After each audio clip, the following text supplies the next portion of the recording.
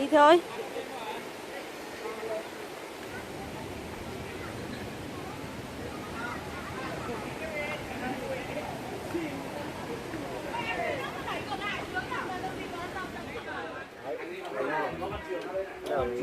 Có Võ Văn Chương mày không vào, anh biết tiền Võ Văn Chương. Võ Văn Chương nhưng mà phải đi, phải đi country. Đi country anh country gì à? Trước thôi. Cái lá này gọi là lá gì? Lá anh chả biết tên.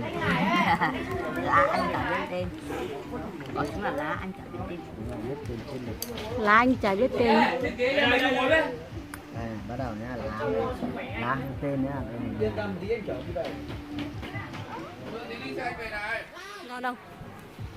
Đây, lấy xe cam anh đi, anh ngồi chủ xe chú. Được. Tốt, tên thắng này. Nhưng mà em đi chạy anh đoạn đường đèo thôi nhá. Đấy. Đừng thẳng anh chạy. Đây cảm giác thế nào, ngon không? Không đưa anh chạy cái đâu. Thấy được. Được thôi à? Đi xem lẻ không? Đi. Xong rồi đấy, thôi anh đùa. Đây là cá nướng nha. Quay video rồi. Cá tầm nướng nha. Đặc sản miền núi. Biết lừa mà vẫn dính để sơn cao giá thế nào ăn nằm với anh nhỉ? Ngon lắm. Thêm á. Anh ngáo lắm rồi. Mặt gầy lắm rồi đó em ạ. Cao. Ngáo nhưng đá cứ ship vẫn chuẩn là được rồi. Đá số vẫn chuẩn là được. Đoạn phố mà đá nó 3-4 cái là chuẩn rồi. 50 mét mà đá 3 lượt là kinh. Đá là gọi là kinh. Đáo nào đây không được dắt.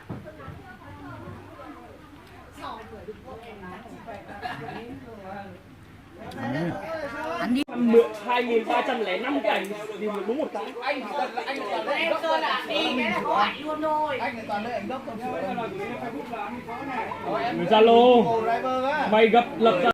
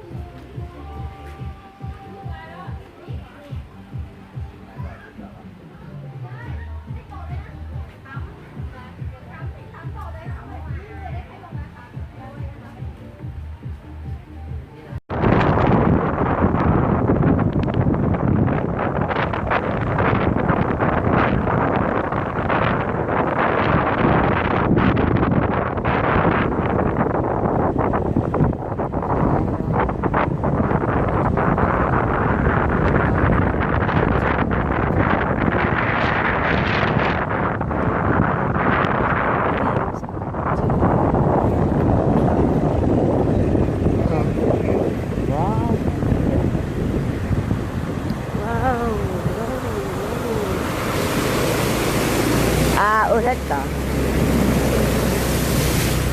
Ướt hết rồi. Đó, Ướt hết luôn rồi. hết còn tốt.